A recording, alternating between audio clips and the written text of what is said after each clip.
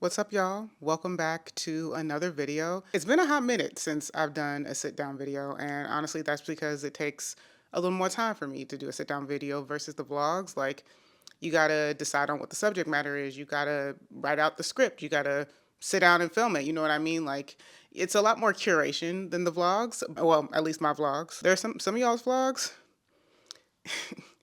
Y'all making films, okay? Like, shout out to y'all. But anyway, it's high time that I did another sit down video, and this one is gonna be all about my film school journey. So honestly, my film school journey really goes back to my college journey. I mentioned in my industry journey video that I went to Spelman College, and at Spelman College, I was a creative writing minor. I was an English major, add another minor Spanish, but that's not applicable to this video. I was a creative writing minor, and I had always been a creative writer, and I had always loved TV and film, but I was mostly like a prose writer. I wanted to write short stories, creative nonfiction, novels, that sort of thing. But then I got exposed to my first screenwriting course, which, blew my whole world open, and I finally connected my love of writing to my love of TV and film.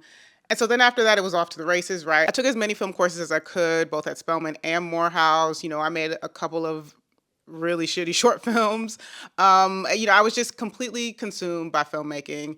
And then, long story short, I decided that I was going to go to film school after I graduated from college. And so I took a year off, right, to get my shit together because I decided much too late, which was second semester senior year, that I was not going to do the plan, which was to go to law school. I was going to go to film school instead. But I did that. So then I started curating my film school applications. I shot another short film specifically for my film school applications.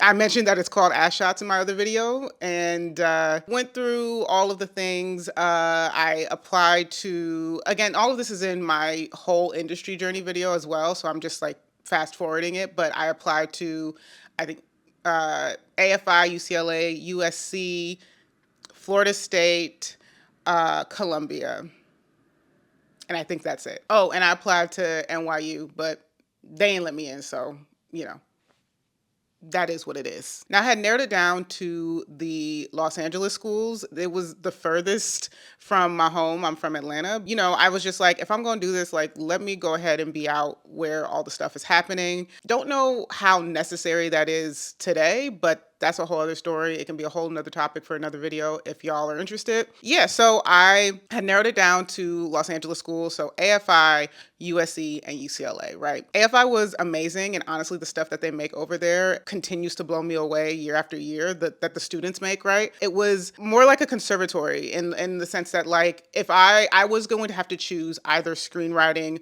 or directing, and I knew that I wanted to pursue writing directing, right? And so I decided not to go to AFI.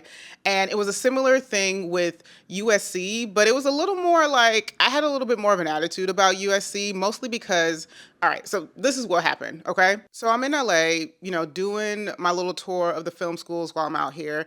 And USC had this sort of like accepted students event so that we could come to the school, get a feel for the program, talk to students, talk to professors, all the good stuff. We're in a like talk back with some of the directing professors, and I raised my hand during the question and answer session, and I asked, hey, what do y'all do for the writer director? Or how do you guys nurture students who are looking to write and direct? Because USC was similar to AFI in the sense that like people sort of like chose their path. They're like, I'm a writer, I'm a director, an editor. It was very, very specific, right? And so I was like, oh, what about us? Those of us who want to be a writer director, who want to write and direct our own films. And some lady, I don't know who it was, or I don't remember who it was, but some lady looked at me and was like, if you wanted to be a screenwriter, you should have applied to the screenwriting program.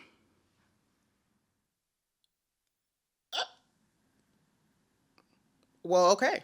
So I didn't go to USC, right? I didn't go, and a lot of the programs weren't writer director focused, but I didn't like that attitude.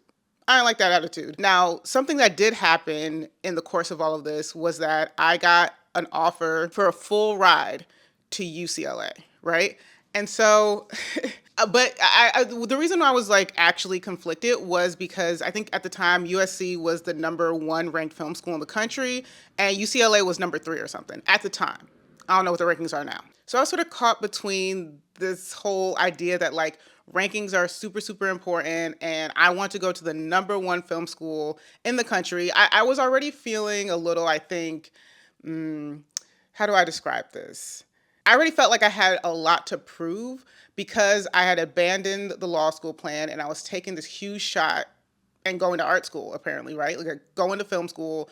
There's absolutely no guarantee on investment. And so I was like, I need to go to the best one. USC is number one. I got to go to USC. But I didn't love the attitude of that professor. Let me say that. I also, so at the time, when you got into certain film schools, they would send you DVDs of past, I think like thesis films from past students.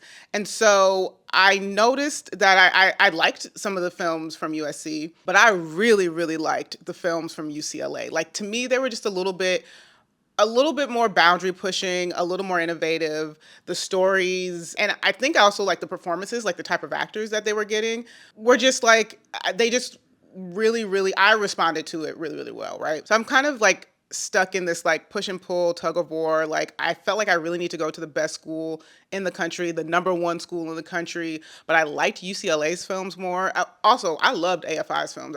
I already said it, but they making cool shit at AFI, or at least they were. Again, I'm so out of the loop with what the schools are doing right now, but at least during the time and then during my tenure, UCLA and AFI, banging movies, man. I love the student films that came out of there. So anyway, I'm stuck in this tug of war, right? I think I need to go to the number one film school in the country, but I loved UCLA's films.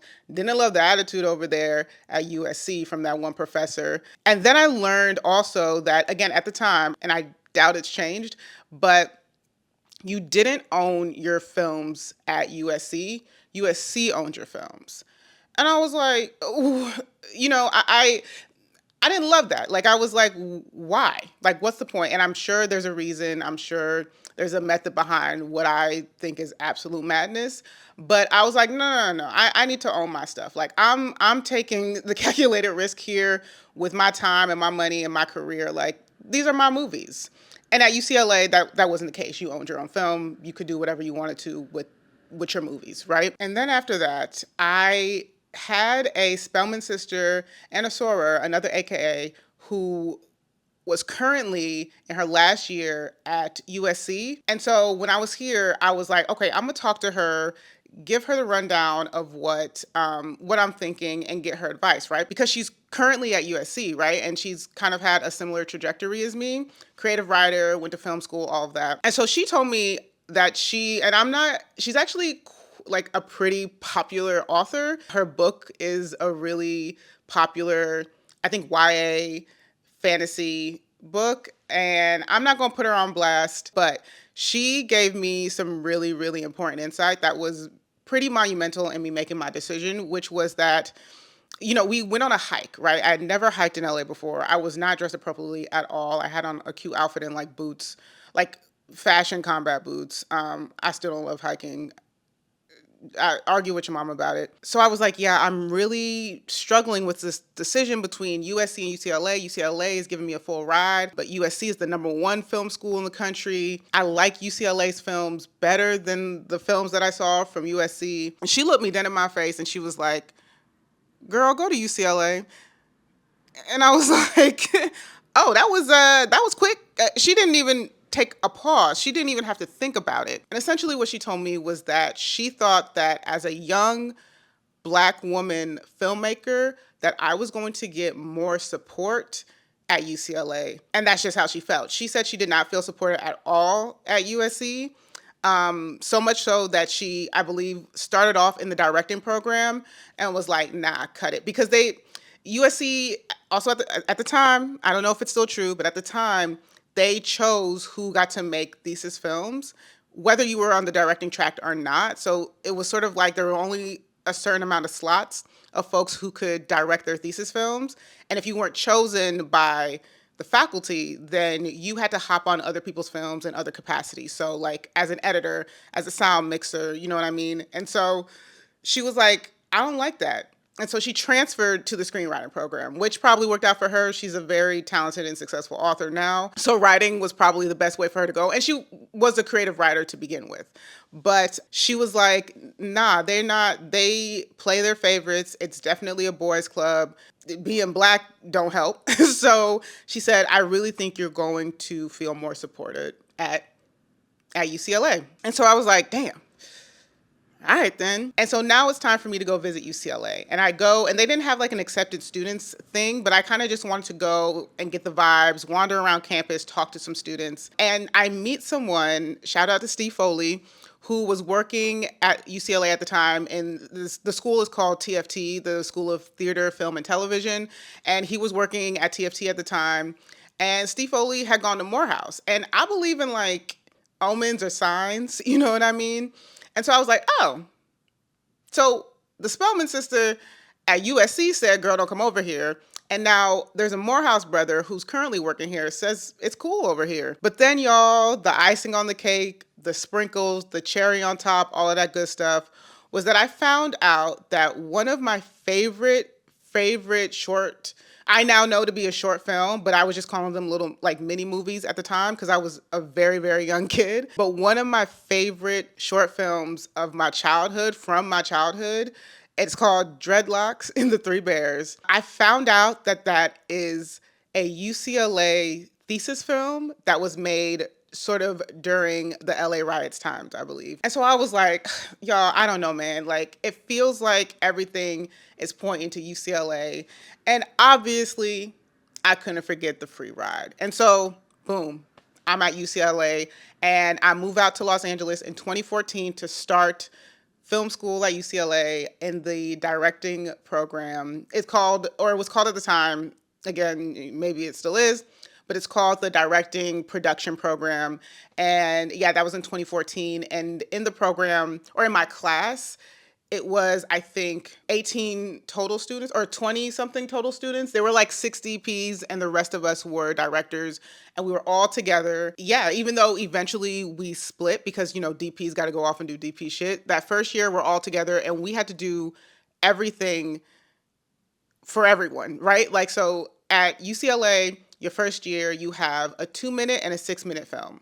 And so on both of those films, both of all of your films at UCLA, except maybe your thesis film, I think for your thesis film, they allow you to work with a writer if you would like to work with a writer. But most people write and direct their own films, which was important to me. And so almost everyone in my cohort and I think most of the cohorts there are writer directors. And so in the first year, on your 2-minute and your 6-minute film, you had to write and direct your own film, right? Both of those films.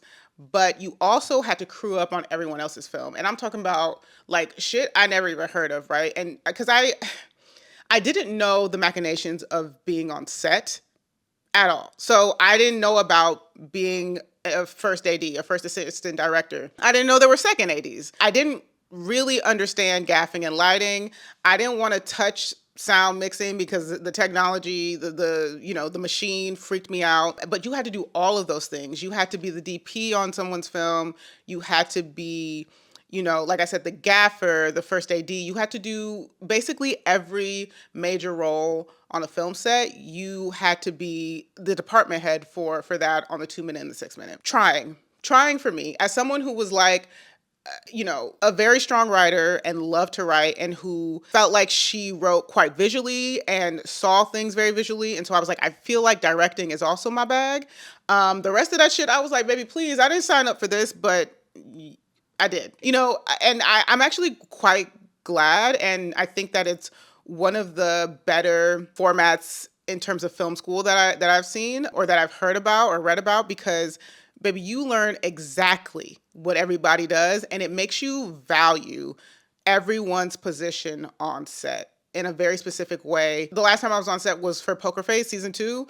To this day, I value what everyone does. I value people and their work in general, but like being in people's shoes really, really helps you like not only understand their world, but have empathy for anything that happens to go wrong on set in their role or any sort of issues or hardships. It really creates so much empathy. And I think empathy on film sets are entirely necessary. So anyway, you got to do a 2 minute and a 6 minute. My 2 minute, what was my 2 minute about, y'all? My 2 minute was about a girl who got her first period and who's arguing with her mama right before that.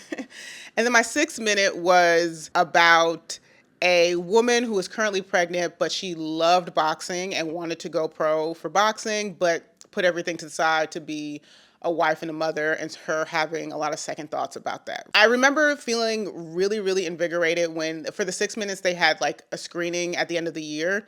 And I remember feeling like I'm making movies. Like, this feels good.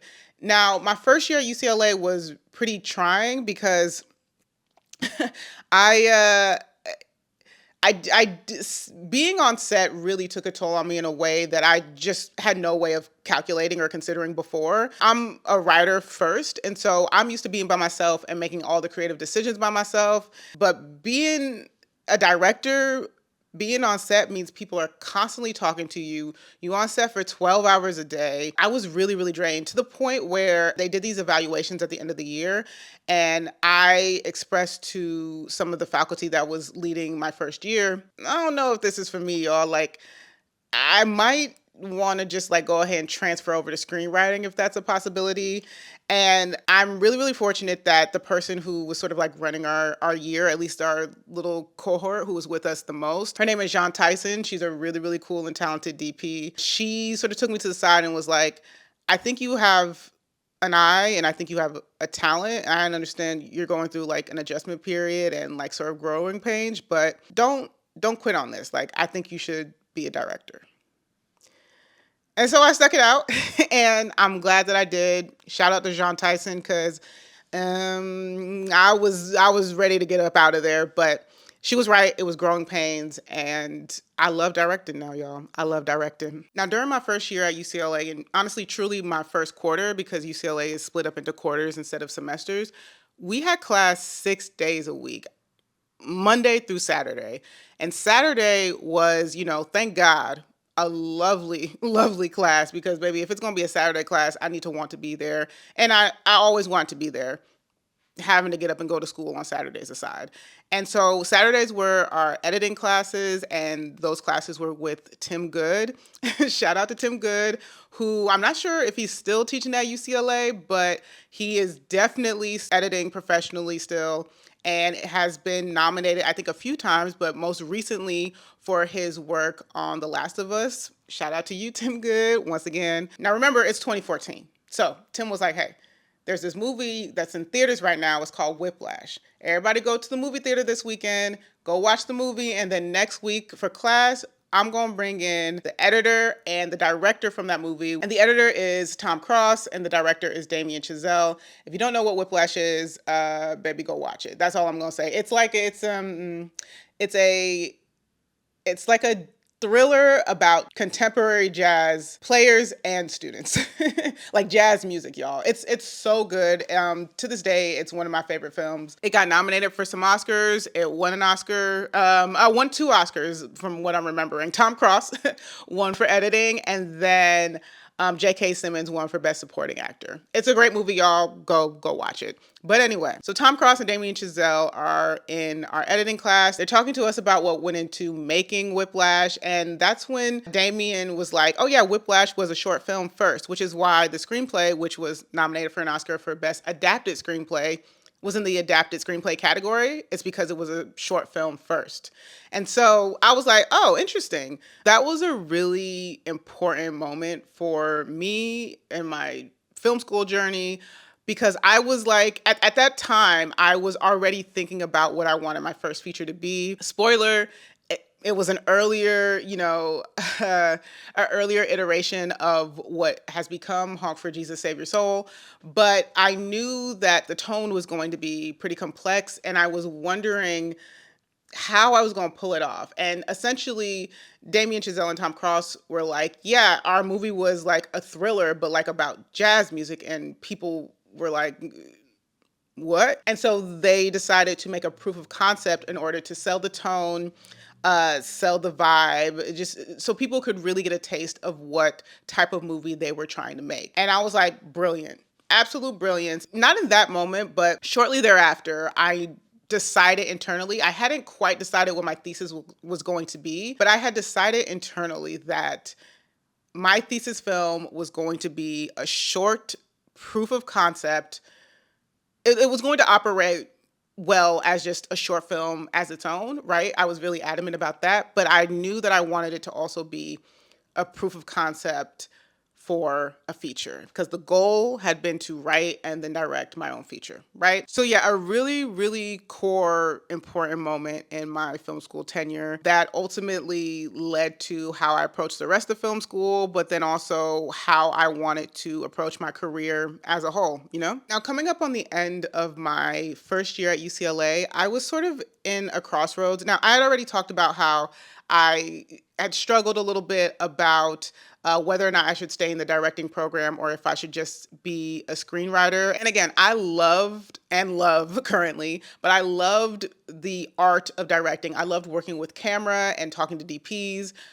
I love touching the camera, but like working with camera, like I loved it. I loved the art of like framing.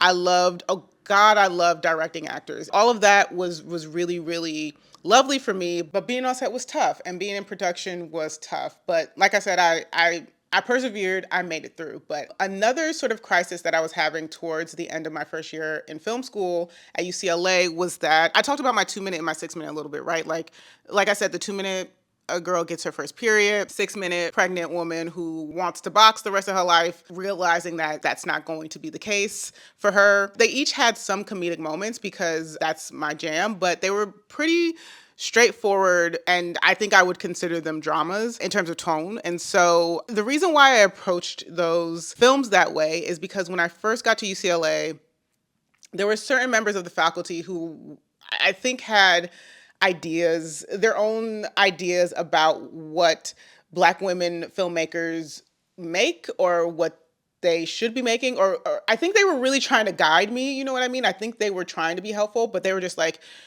yeah, you should do stories about this, or you should do stories about this, and like this type of tone. Like I distinctly remember someone telling me, oh, like I'm sure you've written spoken word, right? No, I'm no, I haven't. I was struggling a bit with like what I thought that I should be making as a filmmaker in film school who should be making serious films versus the types of things that I really wanted to make. And I don't, and you know, in hindsight, I know that I did not want to make serious films. But what I did know is that I love a comedy and I love a dark comedy. There may be one or two other folks in my cohort who were really trying to make comedic things, more comedic things. Most people were not. And so I had this reckoning at the end of my first year at UCLA where I was like, I am going into my second year and I am making exactly what the fuck I want to make, right? Like I am making whatever I want to do. Like I didn't decide to go to film school to have people tell me what I should or should not be doing. And so bump what you think or what other people think makes a serious filmmaker. Make what you want to make, right? Now this is also coinciding with me writing the very, very first draft of what is now Honk For Jesus, Save Your Soul. I took my first feature screenwriting class at UCLA. And so this was my first time being outside of the directing and production program. I had to be with all screenwriting professors and mostly screenwriting students. And so yeah, this is when I'm also taking my first feature writing course at the end of my first year, the very last quarter of my first year. And I'm writing the very, very first draft of what later became Honk For Jesus, Save Your Soul. At the time, it was called, oh God, it was equally weird and long.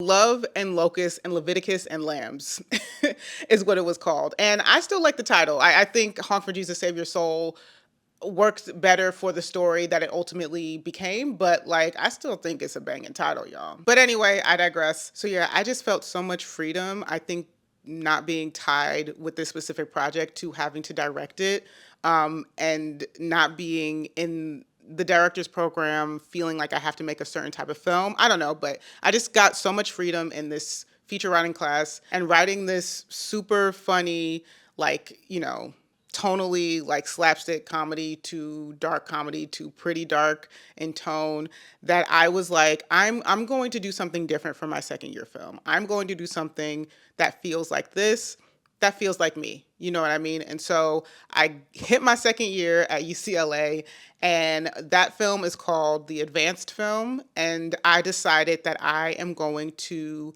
do a short film that is a comedy. That it's a comedy, and it was a satirical comedy, I'll say that. And so my second year film is called, y'all, it's another long title. I love them. I love titles, and I love weird titles, and I love long titles. I don't know what it is. Maybe it's the Fall Out Boy fan in me. But my second year film is called Keeton Olson for HOA President, colon, a mild inconvenience.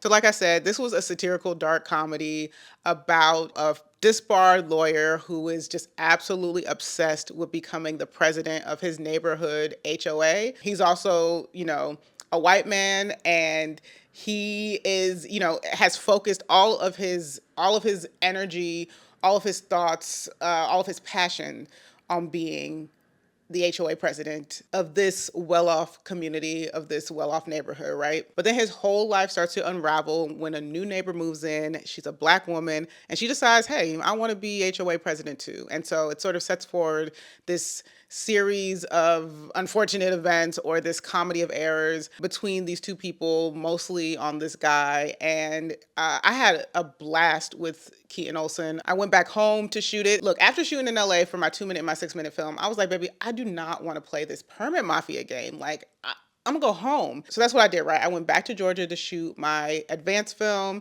and I brought a couple of key people from UCLA with me who were going to crew up on my film. They're also some of my closest friends to this day. And we shot that bad boy. We shot it right in my parents' house and in my parents' neighborhood, the neighborhood that I grew up in a lot of my life. I think we moved there when I was in high school. And so it was a really, really great experience. Yeah, I just have so much love for this movie, y'all. It's either on Vimeo or on YouTube. It's on Vimeo. The movie is still on Vimeo, and I can't remember if it's password protected or not, but I'll unpassword protect it so that y'all can check it out if you're at all interested.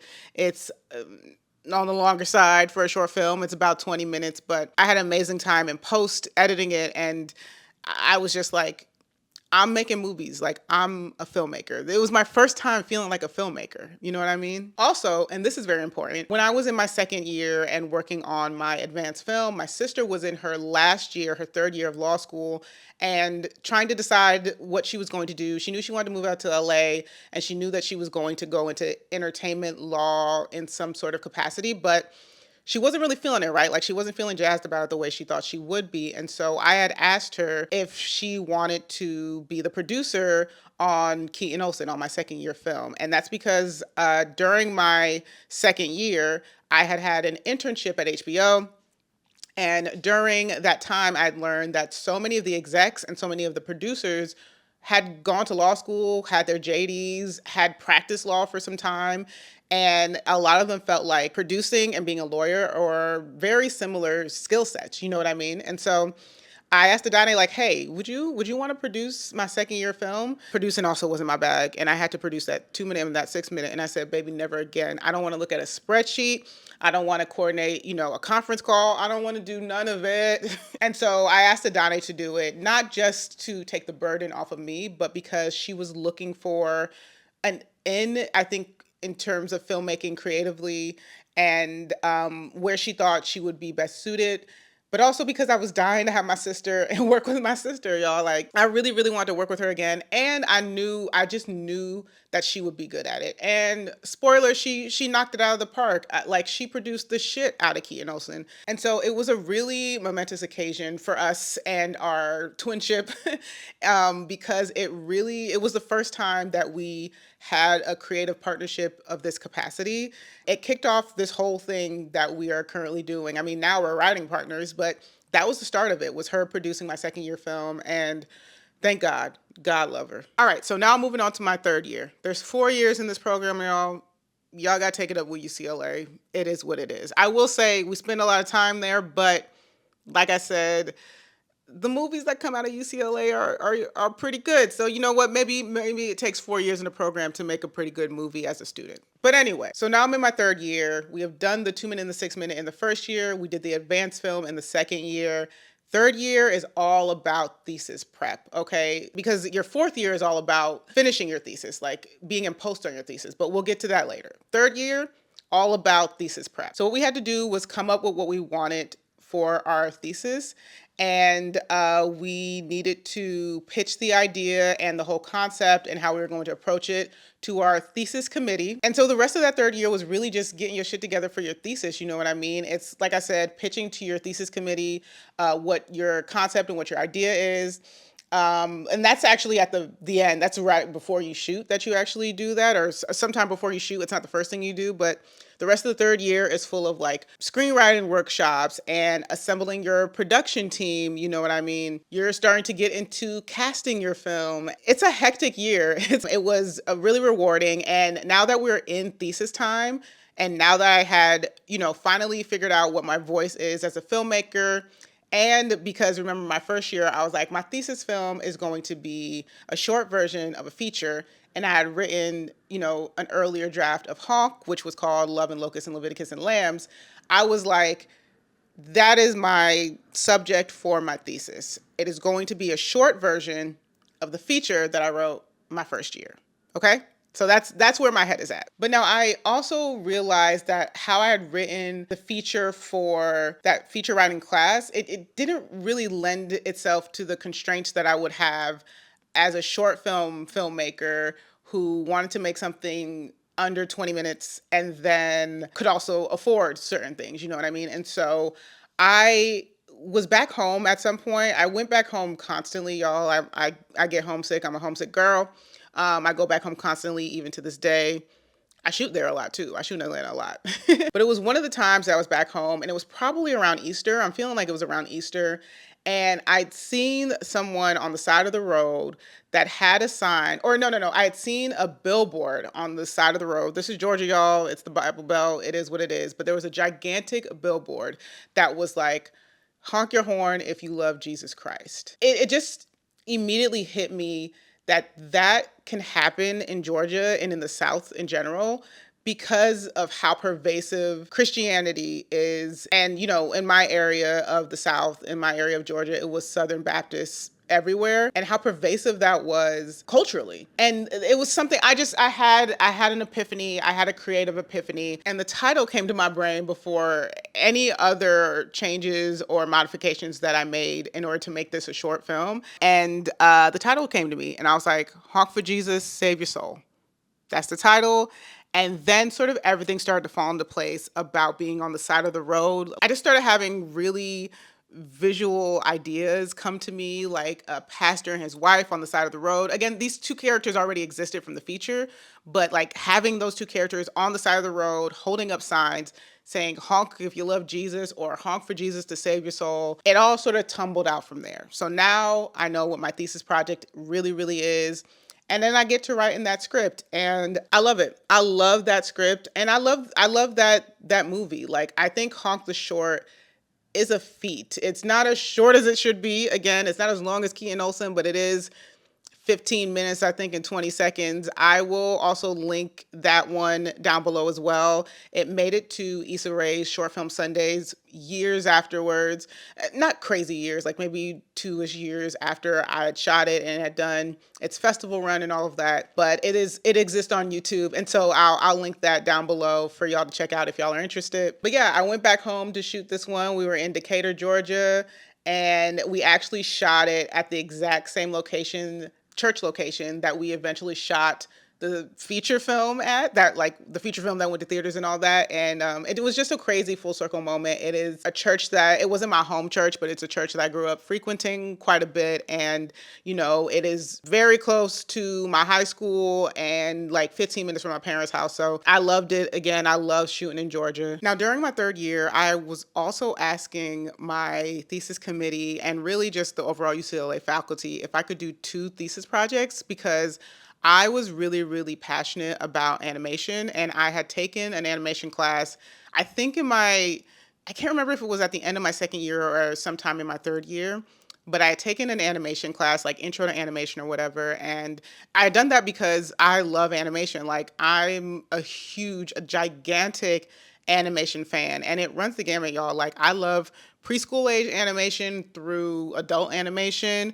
I love all genres because animation is not a genre, it's a medium. I could preach and get on my soapbox about it all day. Obsessed with animation. And so I wanted to do two thesis projects. I wanted to do a live action thesis project, show my, skills and, my progress as a director.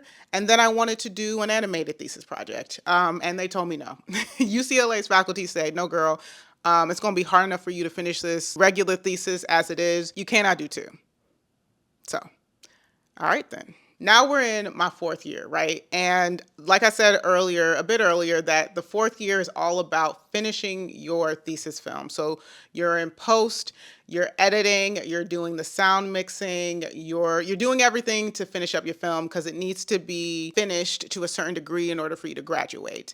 There's also this film showcase for UCLA, or that UCLA puts on at the DGA, called the Directors Showcase.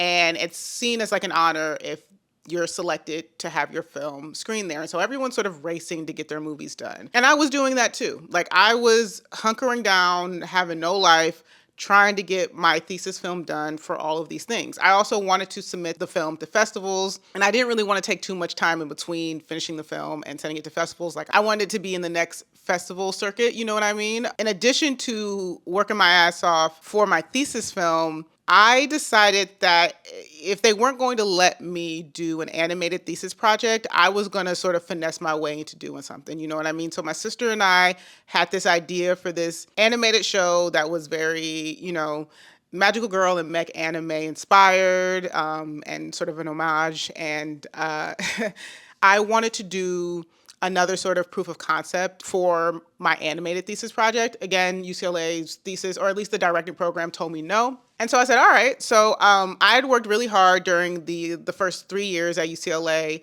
And so by the time I got to my fourth year, I didn't really have any classes left to take. I was used to, front loading a lot of things and carrying a lot of a heavier load academically, because that's just how I've always been, like, for my entire life. And so by the time I got to my fourth year, I didn't really have any other classes to take. So I became a TA, and I decided that I was going to take an independent study.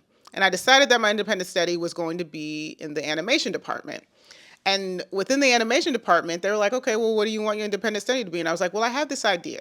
I wanted to, I wanted to be short and sort of a proof of concept for an animated TV show. They said, okay, cool. And so in my independent study, I made a proof of concept for an animated show. What we ended up doing also was crowdfunding, because it sort of got bigger than I thought that it was going to get. And so we crowdfunded for it. We decided that the proof of concept was going to be the opening sequence for the animated show, because again, it's very anime inspired, and opening sequences for anime, banging. It has to be visually interesting. The music has to really, really hit. And so we crowdfunded, and I sort of curated it through my independent study, this opening sequence of the show that my sister and I had ideated. And that exists on YouTube as well. I'll link it as well. But it went really, really well, y'all. We got this independent animation studio in Atlanta to do it.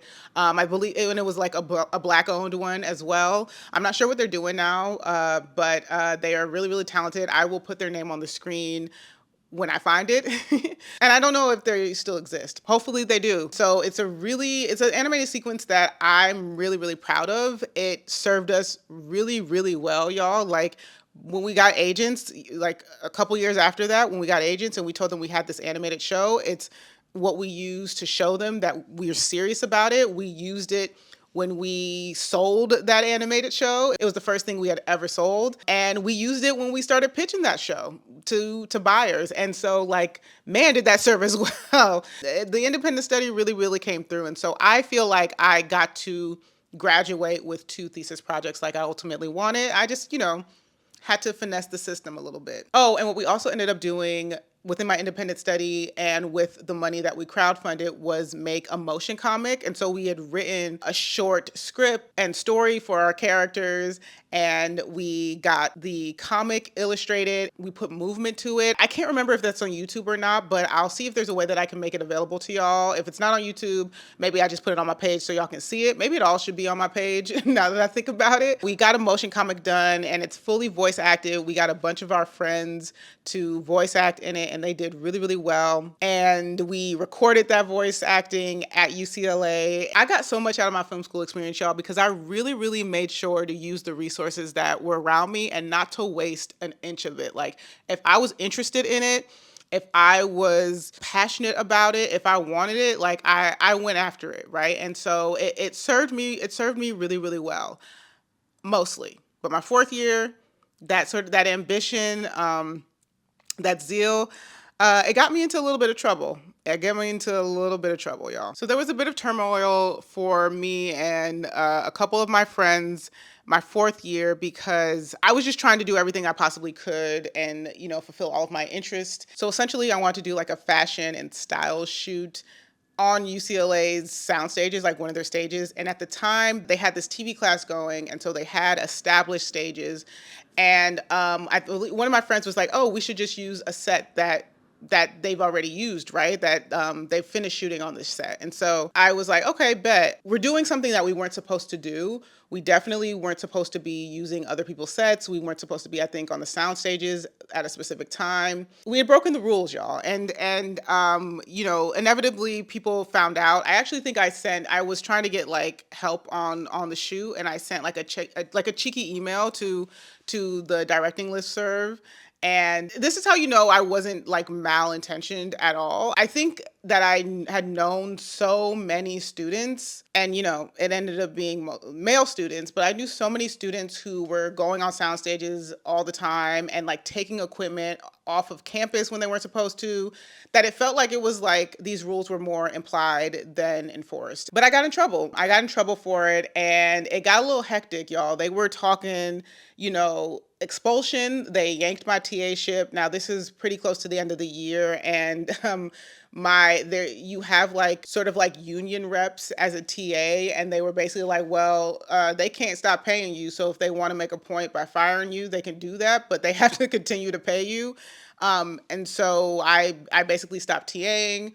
And like I said, there was talk of expulsion, and we had to go in front of like the faculty and the dean of the school. But it got hectic because they wanted to enforce rules. And this is probably why things were like a bit like felt fuzzy or amorphous, other than the fact that people were doing it with reckless abandon before us. They were talking about, well, this was cited in, the handbook. And we were like, interesting, we never got that handbook. And it was found that they never gave us that handbook our first year or ever in the 4 years that we had been there. So I don't want to get too much into it. Suffice it to say that I graduated. I walked across the stage. It was, it wasn't my finest moment at all, but it's part of my film school journey. It did definitely feel like there was some preferential treatment going on, but that's sort of the name of the game for a lot of institutions. So it is what it is, but I graduated. It did not impact my career. It probably also helped that I have my sister in all of the meetings,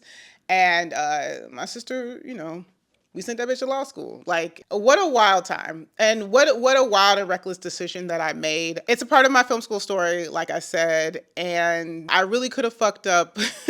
I really could have fucked up everything at the very last moment, but it all turned out okay. I definitely recognized that I was in the wrong, and knowing that other people are doing what they're not supposed to be doing is no excuse, essentially. But like I said, all's well that ends well. I graduated from UCLA's School of Theater, Film, and Television in 2018.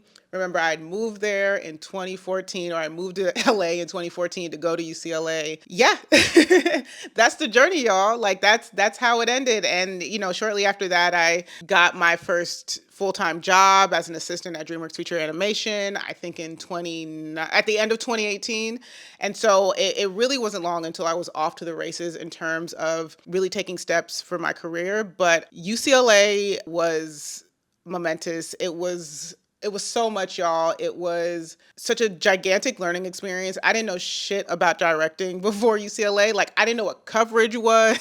Coverage gave me such a hard time, y'all. I don't know why it was so hard for me to grasp, but yeah, I didn't know anything about directing. I definitely didn't know anything about being on set. And so UCLA was so instrumental in crafting the type of, and maybe not the type of filmmaker that I am necessarily, although I did have that whole finding my voice journey while I was there, but crafting my diligency as a filmmaker and really making sure that like I understood what filmmaking really is, what it means to be a collaborative filmmaker, and I that's incredibly valuable. So, all in all, I really loved my experience at UCLA. Going to film school is a tough decision, you know what I mean? Like it's expensive. I was very fortunate to have the scholarship to go. It really, I think, depends on the school you choose. Make sure you choose the school that really fits you as a filmmaker, as an artist, feels like it's really going to cultivate you and your artistic endeavors.